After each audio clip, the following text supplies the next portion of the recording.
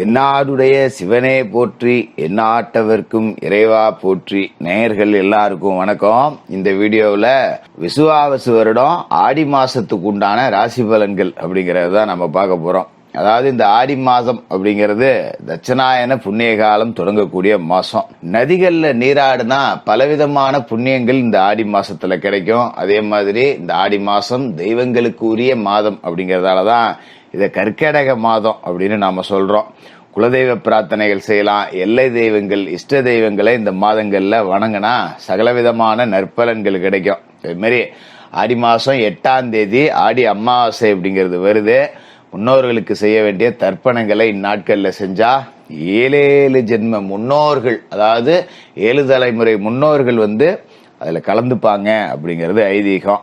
அப்படிப்பட்ட இந்த ஆடி மாசத்தோட கிரக நிலைகள் அப்படின்னு பாத்தீங்கன்னா, கிரகங்களோட ராஜா சூரியன் கடகராசியில இருக்காரு. செவ்வாய் சிம்ம ராசியில இருந்துகிட்டு 13ஆம் தேதி கன்னிராசிக்கு போறார். புதன் மிதனராசியில இருக்காரு. 18ஆம் தேதி கடகராசிக்கு போறாரு. சுக்கிரன் ரிஷபராசியில இருக்காரு. 10ஆம் தேதி மிதனராசிக்கு போறாரு. குரு பகவான் மிதனராசியில இருக்காரு. இந்த மாசத்துல சுக்கிரன் குரு சேர்க்கை அப்படிங்கிறது இருக்கு. சனி பகவான் மீனராசியில வக்கிரம் அடைஞ்சிருக்கார். இது ரொம்ப முக்கியமான ஒரு அமைப்பு. ராகு கும்பராசியில இருக்கார். கேது சிம்ம ராசியில இருக்கார். கன்னிராசியில இருக்கக்கூடிய செவ்வாய் தன்னோட 7ஆம் பார்வையா மீனராசியில இருக்கிற வக்கிரமடைஞ்ச சனி பகவானை பாக்குறார். இது எல்லாம் சேர்ந்து இந்த மாசத்துல உங்களுக்கு என்ன மாதிரியான பலன்களை கொடுக்க போகுது அப்படிங்கிறத பார்ப்போம். மகர ராசி நேயர்களே, உங்களுக்கு இந்த ஆடி மாசம் எப்படி இருக்கு அப்படின்னு பாத்தீங்கன்னா, ஆடி மாசம்னாலே பயப்படக்கூடிய ஆளுங்கள்ல முக்கியமான ஆளுங்க மகர ராசிக்காரங்க அப்படின்னு சொல்லலாம். எந்த ஆடியுமே மகர ராசிக்காரர்களுக்கு பெருசா செட் ஆகாது. என்னப்பா போப்பா, ஆடி மாசம் வந்தாலே நமக்கு ஏதாவது பிரச்சனை வருது, ஆடி மாசம் வந்தாலே ஏதாவது துன்பம் வருது, ஆடி மாசம் வந்தாலே ஏதாவது ஒரு பஞ்சாயத்து வந்துகிட்டு தான் இருக்கு. இந்த கழுவிட மாசம் அப்படிங்கிறது நமக்கு தான் சரியா பொருந்தும் போல இருக்கு. நல்லது சொன்னாங்கன்னா அது நடக்க மாட்டேங்குது, ஆனா கெட்டது சொன்னா உடனே நடந்து போகுது. என்னதான் இதுல சூட்சுமோ அப்படிங்கறதே தெரியாம ஆடி மாசத்தை பார்த்தே பயப்படக்கூடிய ஆளுங்க மகர ராசிக்காரர்கள். அதுக்கு தக்கன மாதிரி இப்ப சமீப காலங்கள்ல நடக்கக்கூடிய விஷயங்கள் எதுவுமே பெருசா நல்லதாவே இல்லை. இப்பதான் வாழ்க்கை கொஞ்சம் நல்லா இருந்தது, இப்ப திடீர்னு கொஞ்சம் பிரச்சனைகள் அங்கங்க எட்டி பாக்குற மாதிரி தெரியுது அப்படிங்கிற மாதிரி எல்லாம் நீங்க யோசிக்க தொடங்குவீங்க. அது மாதிரி இந்த மாச தொடக்கத்திலையும் பாத்தீங்கன்னா, ராசிநாதன் சனி பகவான் மீன ராசியில வக்கரமா இருக்காரு.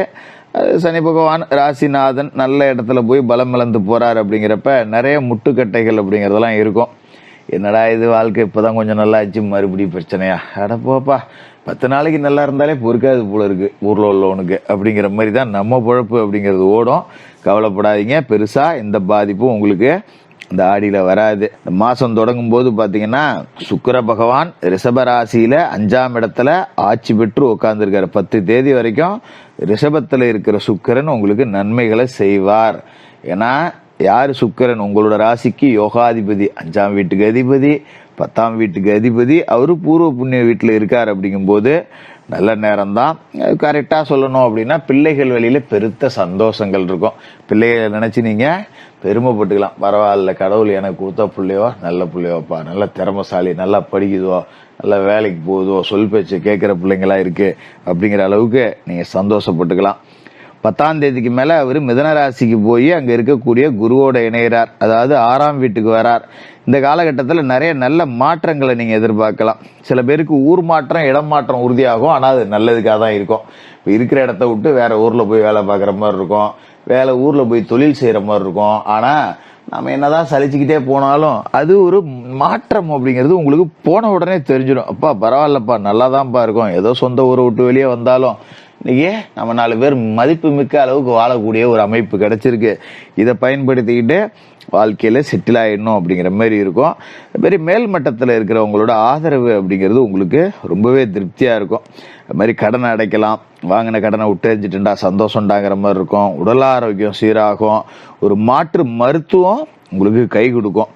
இதே நேரத்தில் எதிரிகளோட பலம் அப்படிங்கிறது கொஞ்சம் அதிகமா இருக்கும். அதனால இந்த பிறருக்கு பொறுப்பு சொல்லி பணம் வாங்கி கொடுக்கறது, இந்த ஜாமீன் ஜவாப்தாரி ஏத்துக்கிறது, இதெல்லாம் நம்ம செய்ய வேண்டாம். அது மாதிரி சொந்த தொழில் செஞ்சீங்கன்னா அந்த தொழிலில் புது பங்குதாரரை சேர்க்கறது, இருக்கிறவனை விளக்குறது, அந்த மாதிரி எந்த புது முயற்சியும் வேணாம். என்ன செய்யறீங்களோ அப்படி அப்படியே கிராஜுவலா போட்டோம். இந்த ஆடியில புது முயற்சிகள் எதுவுமே வேண்டாம். எதா இருந்தாலும் அப்படியே விட்டுருங்க. இது மாதிரி வம்பு வழக்குகள் எதா இருந்ததுன்னா அது கொஞ்சம் இழுத்துக்கிட்டு இருக்கோம், தாமதிக்க தான் செய்யும். டக்கு டக்குன்னு முடியாது. இன்னைக்கு போன நாளைக்கு வா, நாளைக்கு போன நாள் அன்னைக்கு வா, இப்படியே தான் ஓடும். அதை பற்றி பெருசாக கவலைப்படாதீங்க. புது முயற்சிகள் மட்டும் இந்த மாசத்துல வேண்டாம். அது மாதிரி ஆடி 13ஆம் தேதி கன்னிராசிக்கு செவ்வாய் போறார். 4க்கும் 11க்கும் அதிபதியான அவரு 9ஆம் வீட்டுல இருக்காருங்கிறது நல்ல நேரம் தான். நல்ல வேலை அவரு அஷ்டமத்தை விட்டு கிளம்பிட்டார் அப்படிங்கிறது. இந்த 12 தேதி வரைக்கும் அஷ்டம செவ்வாய் கொஞ்சம் ஆட்டி தான் வைப்பாரு. ஆடி பிறக்கிறதுக்கு முன்னாடியே உங்களுக்கு சின்ன சின்ன பயங்கள்லாம் வருது பார்த்தீங்களா, அது எல்லாத்துக்கும் காரணம் இந்த அஷ்டம செவ்வாய் தான். பரவாயில்ல, பிரச்சனை இல்லை. 13ஆம் தேதியோட அவர் 9ஆம் வீட்டுக்கு போயிடுறார். பாக்கியஸ்தானத்துல செவ்வாய் பலமடைகிறார். அப்படிங்கிறதால நிறைய நல்ல சந்தர்ப்பங்கள் வரும். இழுபறியா இருந்த காரியம் முடிவடையும். தொழில இருந்த மந்த நிலை மூடும். அதே மாதிரி அரசியல்ல கோல வச்சலாம். அரசியல்ல வாய்ப்புக்காக ஏங்கிக்கிட்டு இருந்தவங்க எல்லாத்துக்கும் 13ஆம் தேதிக்கு மேல மிகப்பெரிய வாய்ப்புகள் தேடி வரும்.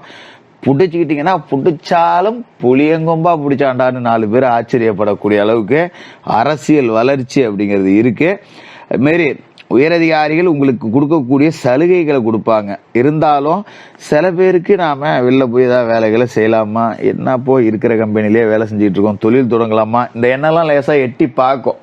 அதுக்கு அனுமதி கொடுக்காதீங்க. என்ன வேலை செஞ்சாலும் சரி வேலையை விடக்கூடாது. இந்த காலகட்டத்தில் தொழில் செஞ்சாலும் சரி தொழிலை விடக்கூடாது. புது முதலீடு போடக்கூடாது. அவ்வளோதான்.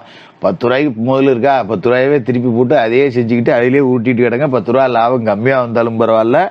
இல்லை நான் இன்னொரு 10 ரூபா போடுறேன் அப்படின்னா 10 8ஆக்க படாத பாடு போடணும். 10 12ஆக்க படாத பாடுபட்டா கூட பரவாயில்ல, 8ஆக்கவே படாத பாடு போடணும். இல்லைன்னா 10 4 ஆகி போகும், 4 2 ஆகி போகும், 2 0 ஆகி போகும். கவனமாக இருங்க. அதுமாரி இந்த ஆடி மாதம் 18ஆம் தேதி கடகராசிக்கு புதன் போறார். 6க்கும் 9க்கும் அதிபதியான புதன் சப்தமஸ்தானத்துக்கு வரார். அப்படிங்கும்போது நல்ல தகவல்கள் அப்படிங்கிறது வரும். அதுக்கு முன்னாடி 6ஆம் இடத்துல தான் இருக்கார். அப்படிங்கிறப்ப மறைந்த புதன் நிறைந்த தனலாபம், காசு பணத்துக்கு பஞ்சம் இல்லை.